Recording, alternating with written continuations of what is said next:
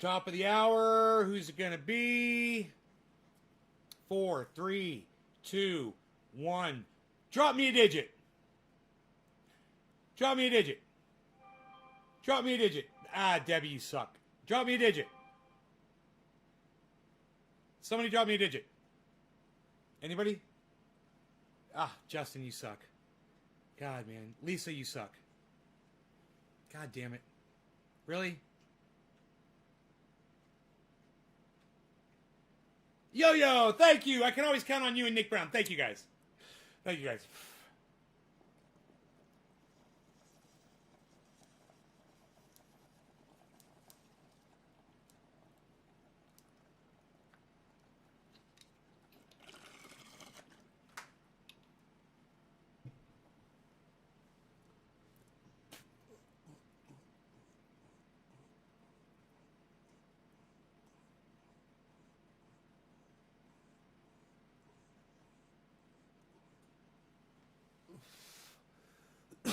Thank you for dropping those digits.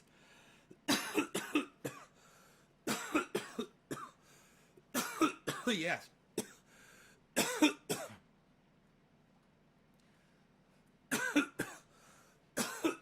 That bong rip got me sweating. I'm gonna have to take my shoes off. It's just outside working. I was hiking with the dog, and I put gasoline in the generator. It's cold outside, but it was hot in here when I came in here. My shoes are still on. They're wet. Hiking in the snow. Let me just take these off. Oh, God. Yes! Thank you. Oh! God. I don't know why some of you refuse to share this video on social media. I don't know if you haven't figured out how to do it. Hey, look, if you haven't figured out how to do it, just ask. We'll tell you how to do it.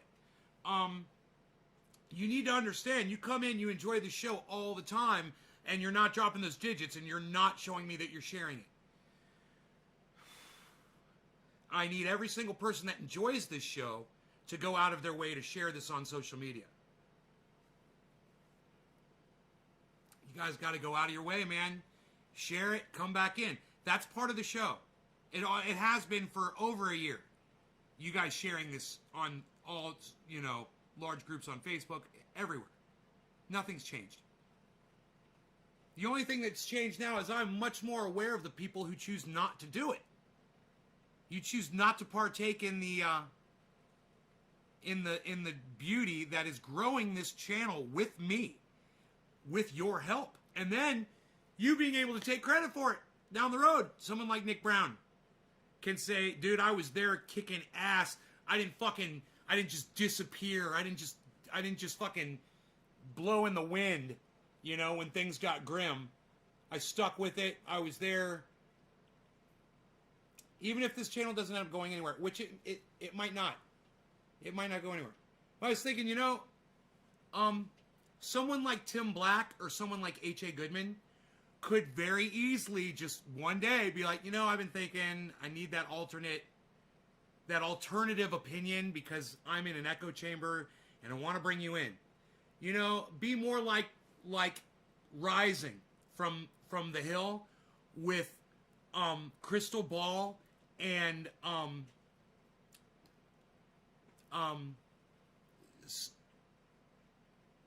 want to say, oh shit, Sater. Is his name Sater? Fuck, what's his name? But anyway, two opposing views showing two people getting along and coming together, oftentimes coming together and agreeing. What's so bad about that? What, and hey, maybe The Hill doesn't cover everything they're supposed to cover. Maybe they ignore certain stories and maybe they're corporate. But let me tell you something. The idea is there, and I want to be a part of that. I think the start of that was me bringing H.A. Goodman on the show for an interview, even though I didn't oppose him on anything, and he didn't bring up anything controversial, really. He knows that I've been following him since Bernie Sanders. He knows where my politics are. He knows I can't stand fucking Donald Trump. And you know, I thought about something today. He lists Donald Trump's accomplishments, and he says, that's why Donald Trump is a great president, because he did A, B, C, D, E, F, G, H, I. Okay, those are facts. And I call those facts pieces of straw to build H.A. Goodman's straw man argument. Hear me out. It's really simple. We're not going far on this one. The facts that he chooses are accomplishments that Donald Trump not only did, but accomplishments that Donald Trump said he ran on them and said he was going to do it, like he said he was going to build the wall.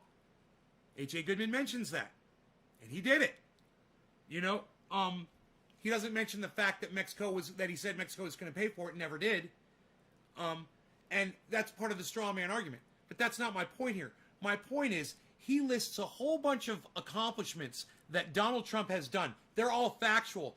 And then he builds the straw man, which is, that makes Donald Trump the greatest president ever. His 8 or 10 achievements that H.A. Goodman can just spin off his head, that makes Donald Trump the greatest president ever, because no other president has ever done those 10 things before.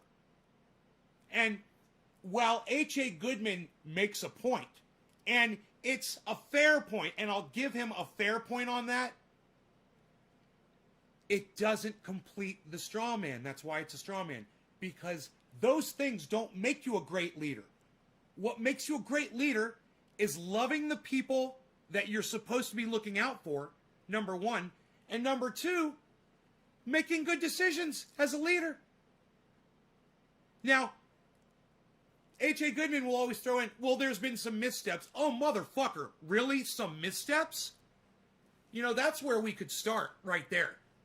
That's where we could start the conversation. Let's talk about those missteps. And let's talk about all of them. You know? So anyway, that's all I wanted to say about that. I just wanted to make that point, you know, really basic. That it's not Donald Trump's accomplishments that allow anyone to say that he was a great leader or the best president ever. It's not his accomplishments. That's not what makes a great president. You know, when you think about it, a lot of presidents accomplish a lot of things. You know, throughout their 4 or 8 years, they do a lot. They get a lot done. It's their job. So, just to credit them for doing their job, that's like crediting somebody who's at a factory, and their job is to make sure that the socks have got elasticity. And they go like that, and they check a box. And then they get the next sock. And they go like that, and then they check a box. Hey, man, they're doing their job. I wouldn't say that they're a great leader because they're doing this and checking off a box. But basically, to me, that's all Donald Trump's accomplishments are equivalent to. You know, I just don't agree. I don't agree that they're great accomplishments. And I would love to have that. I would love to have that debate with H.A. Goodman. You know, I think I'm pretty well enough set up to have it with him, because, you know, he can only bring the pain that I've already suffered through on his podcast. He's not going to bring anything else. Because when he starts venturing, he stops himself because he knows it's a trap. He traps himself. You can't say certain things about Donald Trump. Hilarious. All right. Who's the next bong hit for? So we had fun at Tim Black's, huh? That was great. Tim Black's was great, right? You guys enjoy that?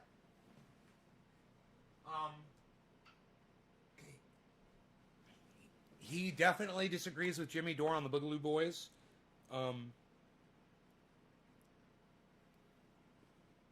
You think I would destroy H.A. Goodman?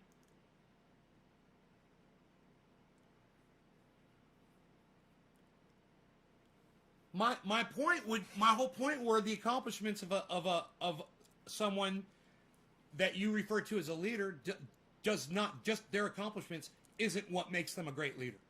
What makes them a great leader is the decisions they make. You know, just doing their jobs and signing the bills that people write and put in front of you, that doesn't make you a great leader. You know, Barack Obama was not a great leader.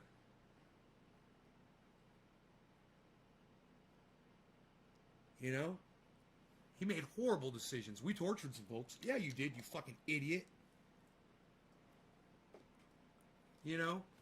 George Bush sitting there with his, with his little fairy tale book open reading to kids while 9/11's happening. Bill Clinton getting his dick sucked in the Oval Office. I mean, do I need to go on?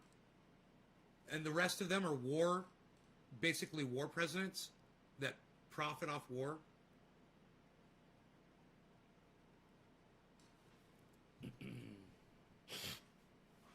Man, one of y'all got me listening to Christopher Hedges.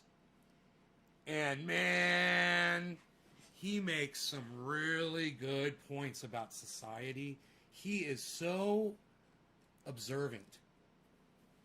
And he is really, the things that he says, the revelations that he makes, they're frightening. Because he states them all as fact. And when you listen to him, it's powerful, man. There's this thing that I listen to, and I listen to it often now. It's like a 20-minute speech that he gives. And he talks about society. He talks about American society. He talks about the fall of capitalism. He talks about prison. One of the greatest things that he says about prison is that when you're poor, you're not working, you're worthless to the government. You're not making them any money. They're not making any money off you. When they catch you doing something illegal and they lock you up in prison, now the prison's making money. The whole federal government or local government that worked to put you in jail, they all made money. The people that clean the linens make money. The people that feed the inmates make money. The farmers that supply the food to the prisons, they're making money. The trucks that transport that food, the companies that take care of, security for a prison, make a shit ton of money. Prison management companies. So he's one of the he's not one of the easiest people to listen to per se, but man, if you listen to him, this is who Jimmy Dore listens to, and he's always bringing him up and saying, Chris Hedges said this, blah blah blah blah blah, and Chris Hedges said that. There's a reason he does that. Because Chris Hedges is like, Mao said blah blah blah. He'll be quoting fucking dictators and fucking leaders from, other fucking centuries and shit. And he's read up on all of it,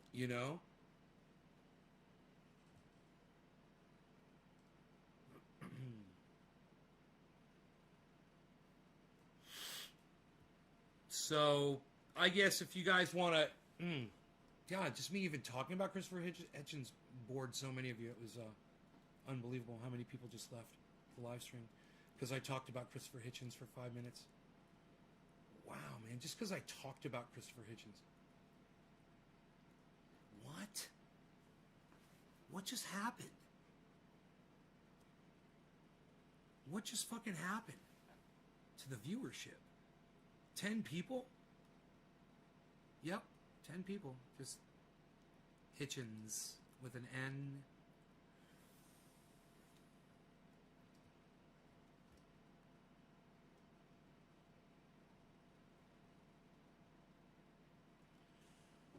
Man, God, dude. I wish I knew who those 10 people were and why they left. When I mentioned Christopher Hitchens, why people, ran out.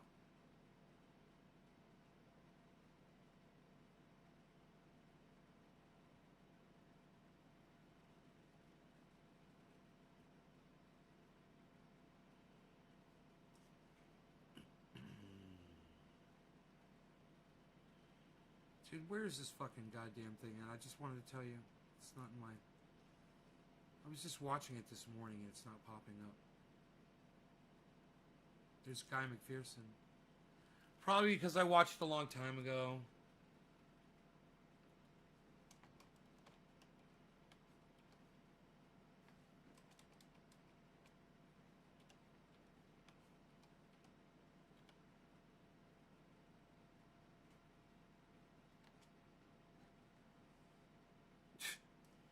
Jesus fucking Christ.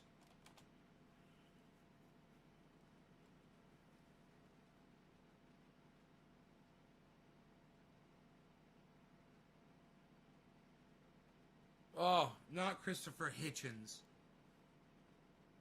My bad. It's Chris Hedges. Chris Hedges, my bad.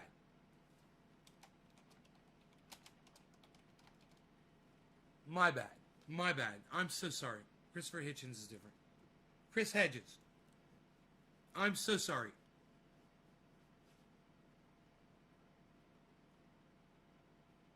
Okay, so I'm listening to this thing. Chris Hedges. It's like fucking 30 minutes long.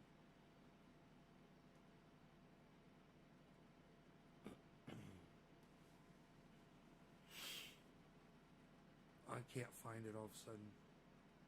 Here's one. It's 29 minutes. Hour and a half. 8 minutes. Snowden debate.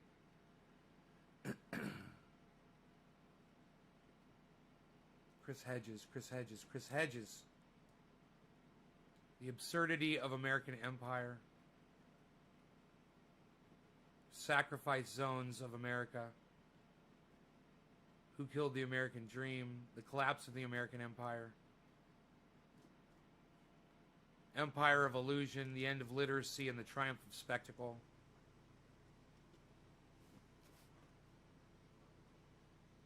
Dude, I just can't find the one that I was watching. The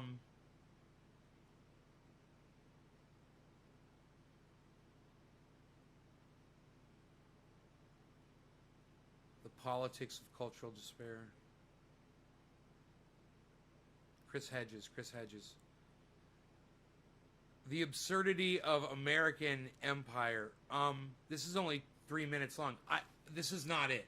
The one I was watching is like a half hour. Oh, here I found it. It's called American Psychosis. I found it. Oh, dude.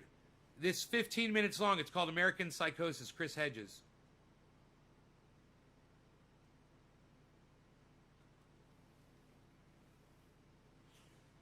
That's what you need to watch. American Psychosis, Chris Hedges.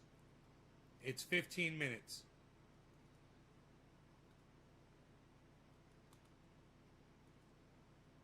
There's a link to it.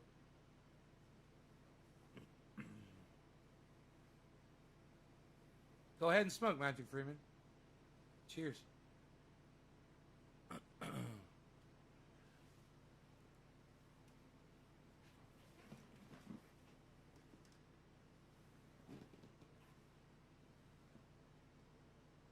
Let me see if I can turn this on here.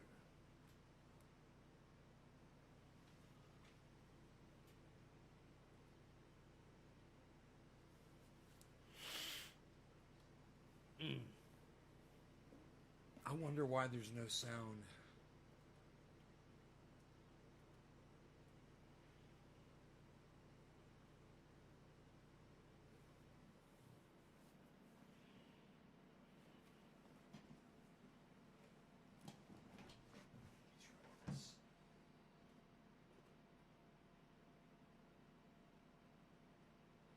Oh, maybe because the volume was all the way off?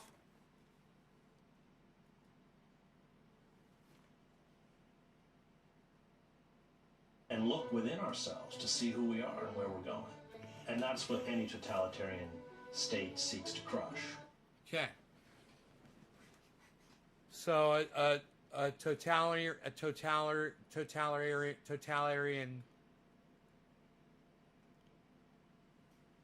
state tries to crush all of the things that we hold dear to ourselves, the things that make us think, the things that make us speak to each other and communicate with each other.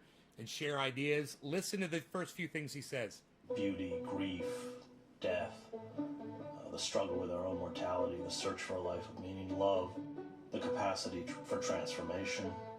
Those forces are ones that make us stop and become introspective and Right, think. right. And look within ourselves to see who we are and where we're going. And that's what any totalitarian state seeks to crush. And yet... Totalitarian.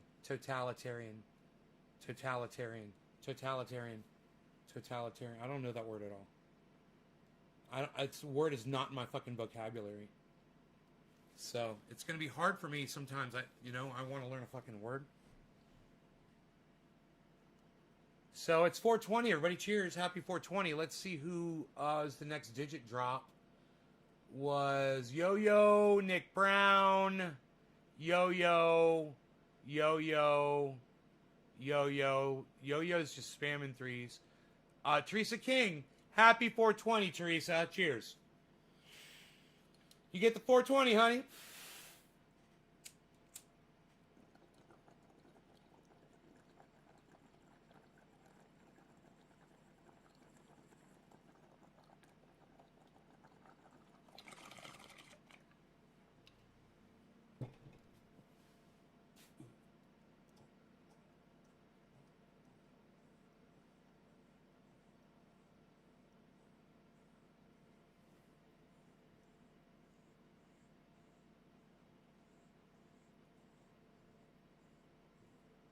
we kind of blissfully have checked out.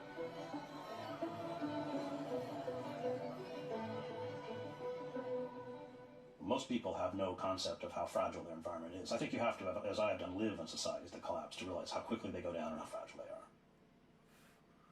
So he spent 20 years in Europe, going to the poorest places in the world. He's been all over the world. And he talks about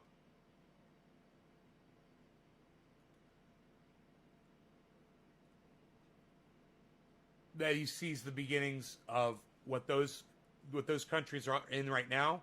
He sees us at the start of that. That's what this whole thing is about. This whole video is about him telling you that we're already in this. And so there's a kind of emotional incapacity to understand collapse, even when it's facing you. I spent 20 years outside the United States, and I had covered as a foreign correspondent totalitarian cultures, everything from the East German Stasi state to Slobodan Milosevic's Serbia. So I know how totalitarian systems work. I know the kind of dark emotions they evoke. I know the mechanisms they use to shut down dissent. And when I came back, it was utterly apparent that the country had gone collectively insane in a very frightening way. Not only their misunderstanding of the wider world, something as a foreign correspondent I was very cognizant of, but their misunderstanding of who they were and where they were going. No, the mail's closed.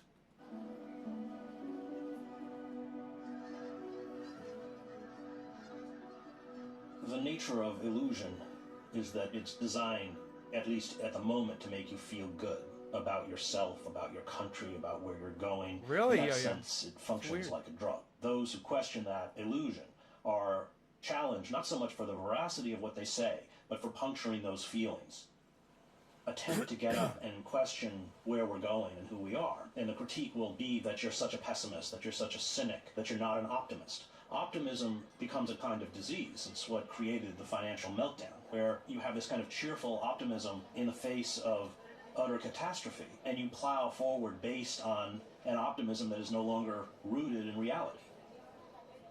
If hope becomes something that you express through illusion, then it's not hope, it's fantasy. The cult of the self is, in biblical terms, a form of idolatry. Everything is about you. Whether it's the worship of power or money, it all goes back to the self. It all goes back to creating little monuments to yourself.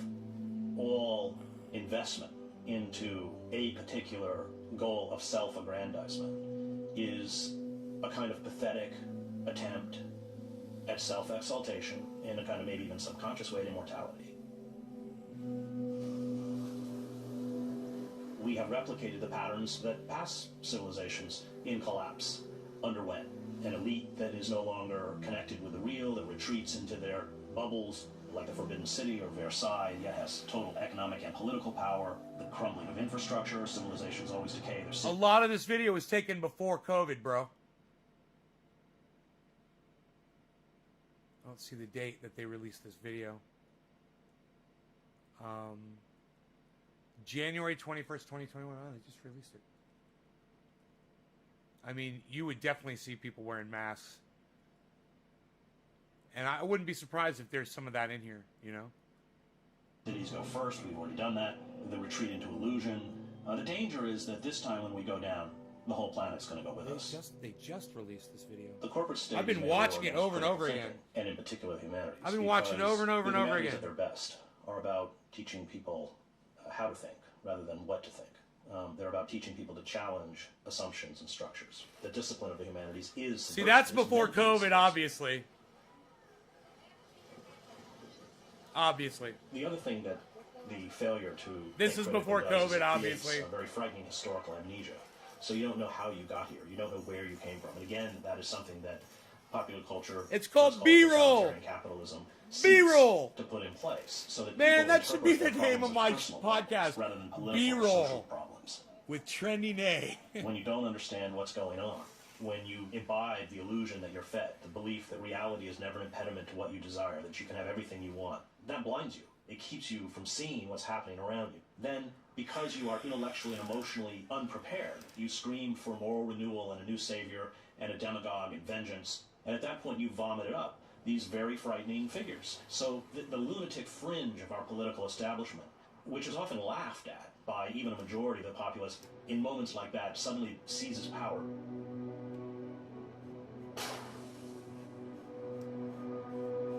You can oftentimes, in moments of breakdown, have a society clamor for their own enslavement.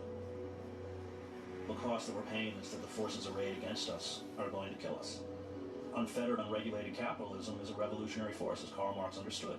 It exploits everything. Everything becomes a commodity. Human beings become commodities. The natural world becomes a commodity that it exploits until exhaustion or collapse. And that's why the environmental crisis is intimately twinned with the economic crisis. Human beings become commodities. 40% of the summer Arctic sea ice melts. And that becomes a business opportunity for Shell that's up there dropping $500 million drill bits down into the Arctic Sea. It's insane.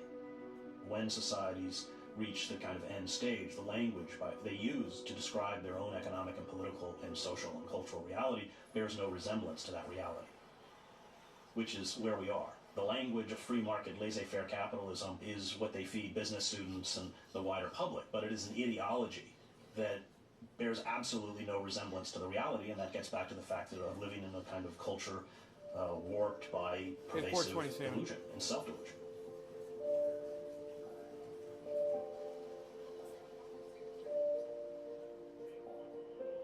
Totalitarian societies by their nature are hypermasculine cultures and seek to banish empathy. They not only ignore the vulnerable and the weak, but they ridicule them and persecute them. They celebrate supposed values of force, strength, violence, and empathy is seen as weakness. I mean, in a free market society, all of those companies like Goldman Sachs would have gone into bankruptcy. But we don't live in a so-called free market. We live in a kind of bizarre species of corporate socialism. So in the end process of decayed states, you have forces in essence cannibalizing the state itself, which is where we are.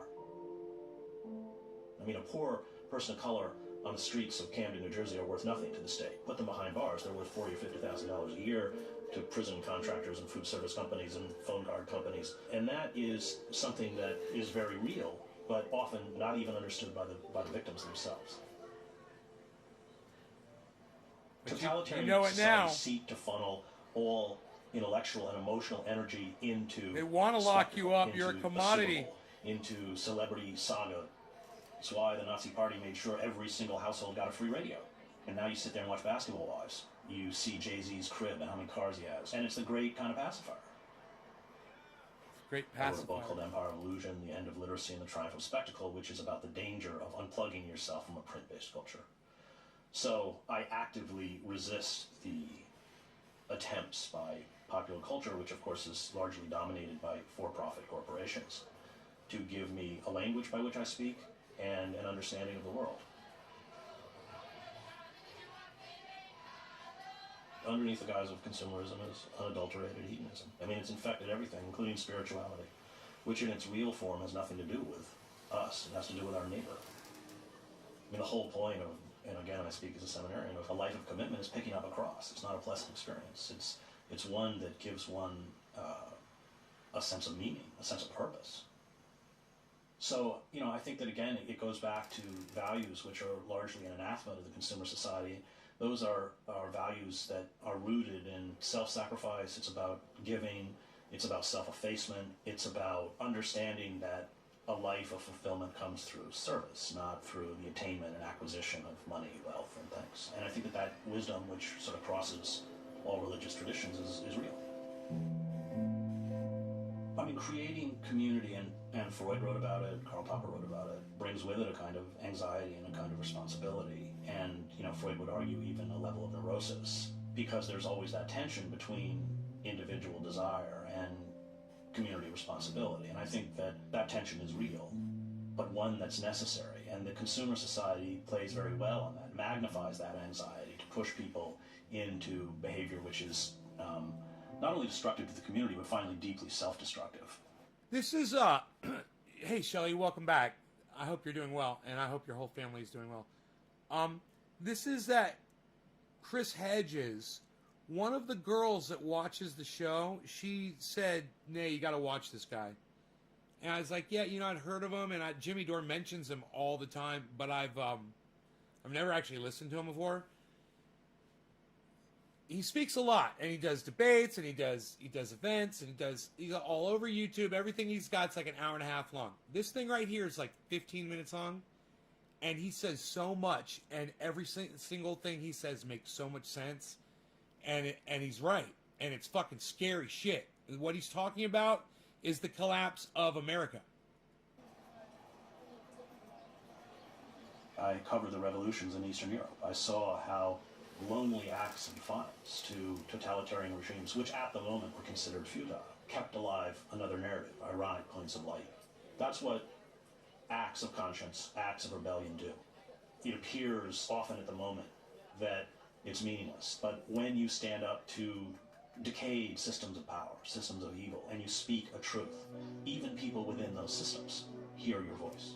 And that's why the state is pushing through one draconian law after another, whether it's the wholesale spying and eavesdropping, monitoring, photographing of every American citizen, whether it's the use of the Espionage Act to shut down whistleblowers, whether it's the National Defense Authorization Act, Section 1021, for which I sued the president, federal court in one, which permits the U.S. military to seize U.S. citizens and hold them indefinitely without due process in military facilities. They're all doing this for a reason. They know what's coming. Barack Obama signed that in. Covered uprisings all over the world. You know when the trigger is there. You never know what's going to trigger it. You never know when it's going to come. You never know how it's going to express itself, but you know it's there. It's definitely here. Poster boy for Wall Street. The corporate state knows no limits at this point. It has no regulation. It has no government control. It writes its own laws. It writes its own legislation. So that the rise of popular culture and the obliteration of real culture is part of this entire corporate totalitarian assault on beauty and truth. And that's what they have to seek to eradicate. Because those forces are ones that remind us about how we should live and about what it means to be human.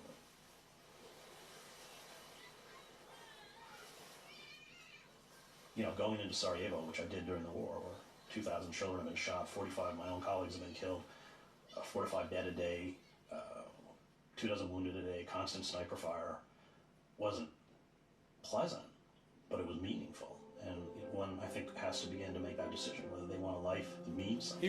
He was a journalist. He was reporting. High to another. He's putting his life on hope if you can't see at risk to do it. Reality's pretty bleak, but that's the starting point. What a life he's fucking lived, huh? And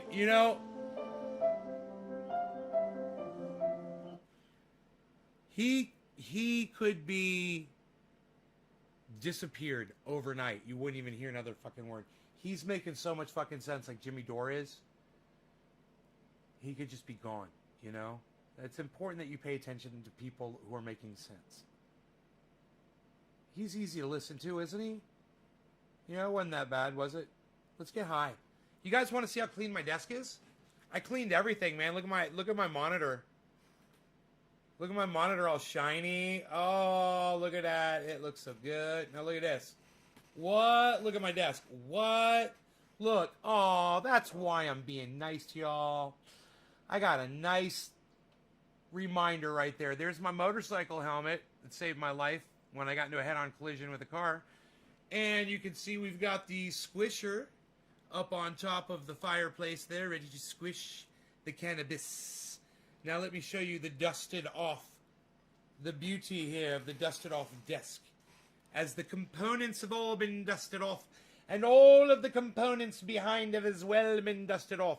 Look, even the fans have been dusted off, and the satellite router has been dusted off, and the tables and the components and the stereos and the speakers and the whatnots and the router edges has all been dusted off. And then we've got this entire other desk here. It's all been dusted off as well. We've got the dual monitors over here as well. Now you know why I'm being so nice to you. Now you know. There's snow outside. It hasn't melted. I cannot find my keys. They're out there somewhere. I do not know where. Okay. Here we have the wonderful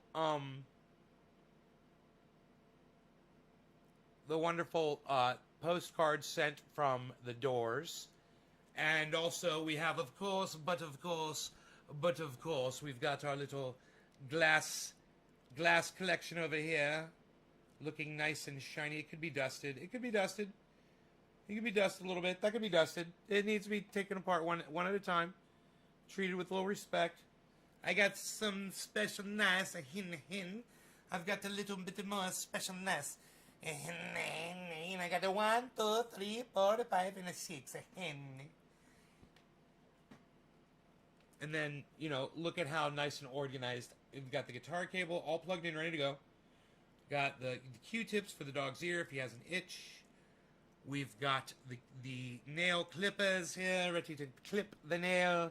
We've got the triage oil, of course, at the ready. At the ready, we've got the triage oil. And yeah, that's basically, is that cool that I showed you my setup? You guys like that? That's like a little insight into the setup. A little bit of the behind the scenes of what really makes it all tick, if you will.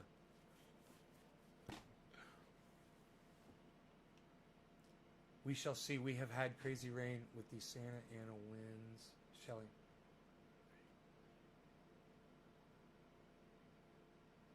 Yeah. You were a right-winger. Huh, I got called a right-winger.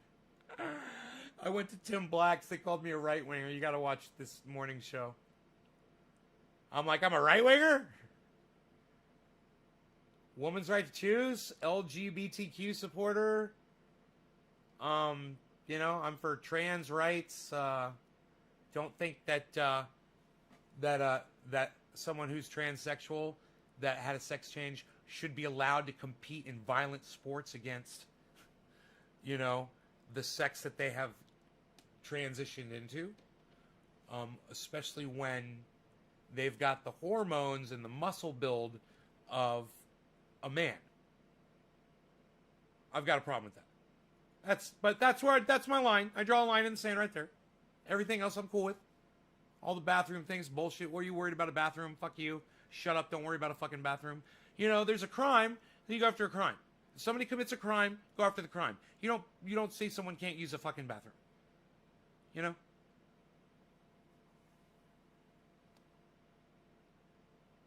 To liberate special ed students for 43 years. Dean, were you being funded and guided by an agency when you infiltrated the public school system? Or did you do it on your own?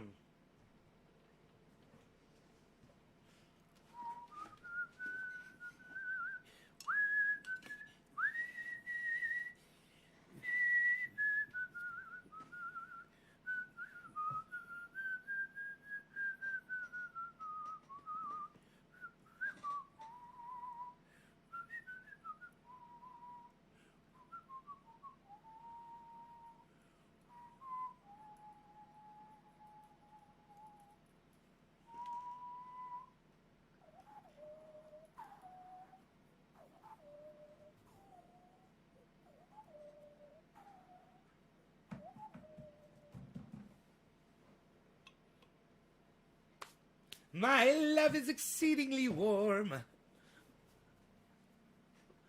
All right, so what you on all that trans? What with you on all the trans stuff? That's familiar. What it is? Love the setup. Oh, you love the setup. I love that you love it. The setup. I like it to give you the setup. I've got to make hamburgers tonight for dinner. I have to remember that. Got to make hamburgers and fries. For me and my guest, my special guest. Rogan! It's me and Rogan! Like it always is. Psst. Unreal. Psst. Psst.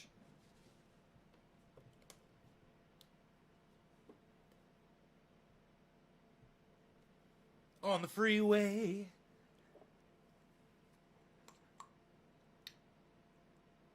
Who's the next digit drop?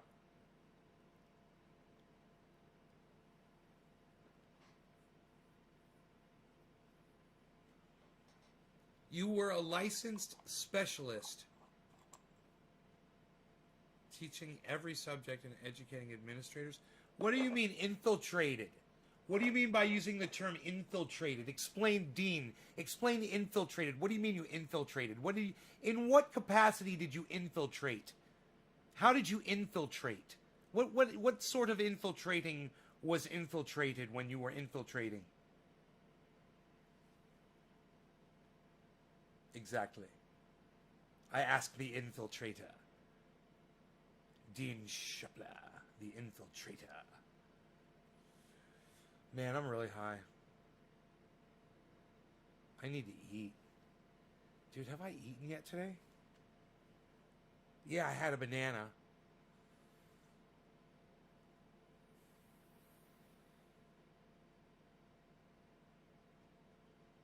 I had a little piece of cheese. Yes, I did. I had a little piece of cheese, and I had a banana. And I had a piece of pizza with a piece of cheese melted on top of it. And I had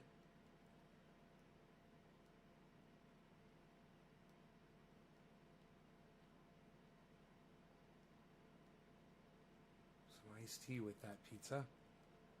I had a little iced tea with that piece of pizza that I put in the microwave. It took me 3 minutes. A microwave, you know, on that generator, it doesn't produce enough wattage. Whoa, look how foggy it got outside all of a sudden. It's a cloud. Man, I hope it clears up and melts the snow so I can find my keys. I was walking up the mountain and there's, man, it's that deep everywhere. So, you know, I slid, I fell over one time up there on the mountain, fell on my ass. It's kind of fun in the snow, actually. The dog came running over, he came boom, boom, boom, came running over and he saw me fall. He thought I was going to play with him in the snow like that. I was like, fuck that shit. It was cold. I got right the fuck up.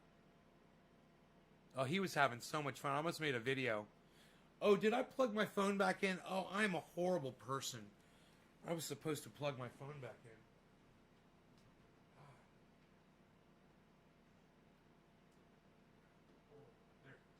74% battery. I got to keep that thing charged, man, at 100, man.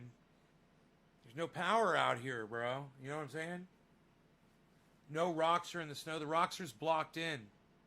No, the keys are in the Roxer. But the Roxer's fucking blocked in. The Roxer ain't going nowhere.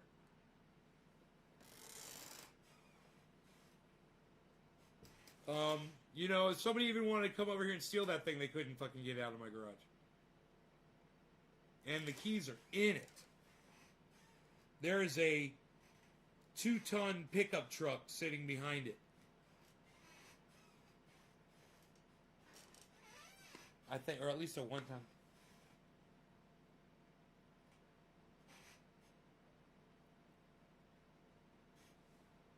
Computer.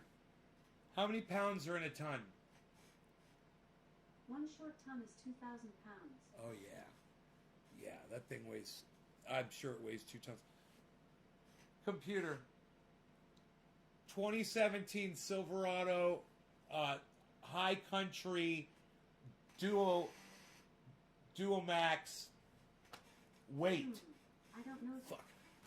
Computer. 2017 2500 diesel weight. I don't know that one. Computer. Chevrolet 2500 2017 diesel weight. Could you repeat that? 2017 Chevrolet diesel 2500. 8:17 p.m. at Chevrolet is the same as 8:17 p.m. Eastern Standard Time at Chevrolet. Did that answer your question? No, it didn't. I'm so disappointed with you right now. Thanks for your feedback.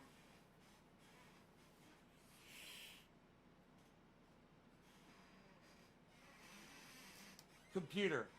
How much does a 2500 Silverado weigh? Here's something I found on the web. According to GMAuthority.com, in the case of the Silverado lineup, the GVWR ranges from 6,800 pounds all the way up to 23,500 pounds. Fucking 3 tons. Oh, it's 3 tons. Dude, that fucking Roxor ain't gonna move that fucker. Unless, you know what? No, it's not sitting up on snow. The tires are on the concrete. That fucking thing ain't gonna push that bitch. Not unless it's in neutral. That Roxor would just spin.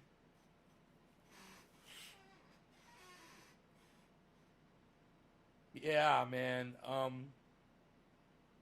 I better find those fucking keys, man.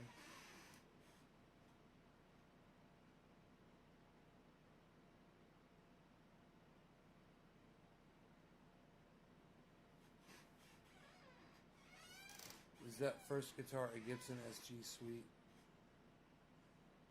Yeah. It most certainly is. It's a great guitar to play.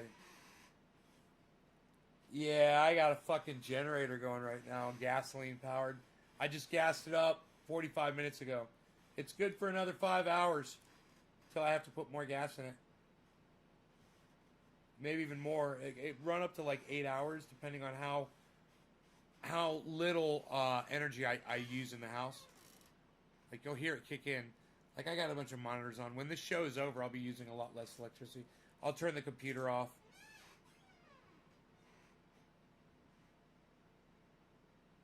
And I'll turn on the TV, you know.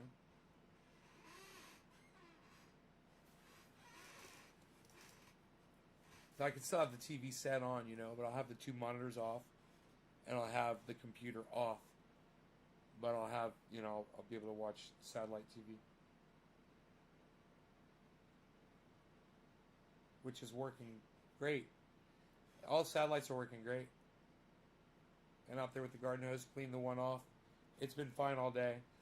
I figure it's gonna ice up in a day after tomorrow. I think tomorrow's supposed to be clear, but then it's supposed to snow for a week, for 5 days. 4,000, so it's 2 tons. Yeah, that's why they call it 2,500. It's a 2-ton truck.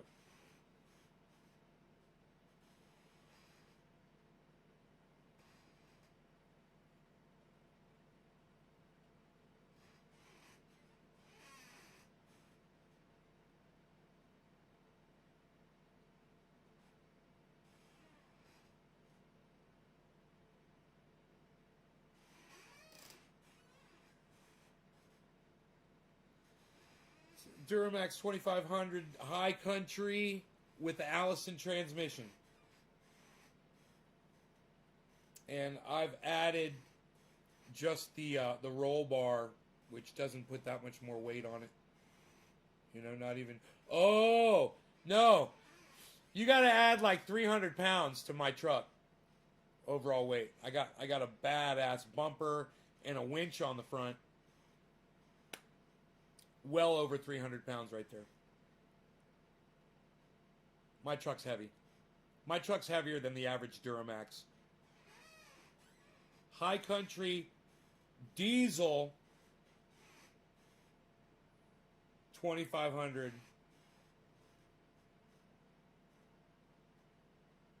Yeah, no, it was the whole video was 14 minutes. We watched the whole thing. I watched it in fast motion, so we watched it in, like it took like 3/4 of the time to go through it. We watched it in probably, but even though I paused it, so it kind of made up for it. Yeah. 14 minutes. We watched the whole thing.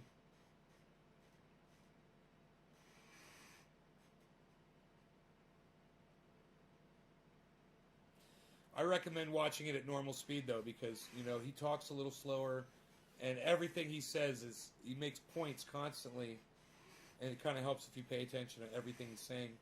You really pay close attention to what he's saying, I gotta go start making dinner. How long have we been live for? About 50 minutes here. Yeah, 51 minutes. You guys take care. Love y'all. See you tonight, maybe for 7:10 my time. Perhaps it's 5 o'clock right now. That would be in 2 hours. Maybe a little later. Maybe it's 7:10. I'm not sure. But we'll do a night show, and it might be really late. Just depends on how I'm feeling. If I'm too full for a show, we'll see. I'm gonna make a hamburgers a special nice. I'm gonna put it in nice specials. It's gonna be so good. I'm gonna make up the French fries. I'm gonna make it the French fries. I hope I can heat up the deep fryer with this generator. We'll see. I haven't tried this yet, but I definitely can cook the burger. What kind of burgers? Beef. I'm gonna put the Worcestershire. I'm gonna put some pepper. I'm gonna put a little garlic. I'm gonna put a little bit of oregano. I'm gonna mix it all together. I'm gonna make it 2 patties. I'm gonna make them special thin. I try to get them as thin as I can. I'm gonna chop up some onions. I'm gonna saute some onions, a special nice, just for me. It's gonna be a special nice. I'm gonna saute. I'm gonna take some mozzarella cheese. I'm gonna melt it over the hen. It's gonna be a special. It's gonna be so good. It's gonna be so special nice. I'm gonna cook it for myself. A special nice hamburger tonight.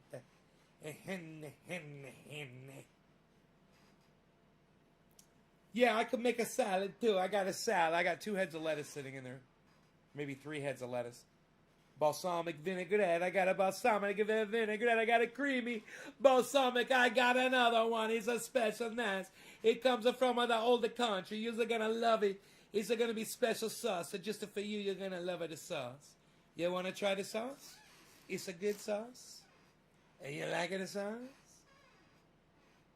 You want some more sauce? I'm gonna get you some more sauce. You wait right there. I'm gonna get you some more sauce. Bye, guys. Go check out my friend Ron Placone. RonPlacone.com and Ron Placone on YouTube. Ron Placone on YouTube, and it's Get Your News On with Ron on YouTube. Ron Placone on YouTube. Subscribe to his channel. Click all when you get the notifications, and do it for Nays Garden on YouTube. Go seek out Nays Garden on YouTube. I've got like 20 channels. Go subscribe to every single one of them. Click notifications on every single one of them. You'll get notified 6 notifications every time I go live. If you turn your notifications on your phone. Love you guys. See you tonight. Bye.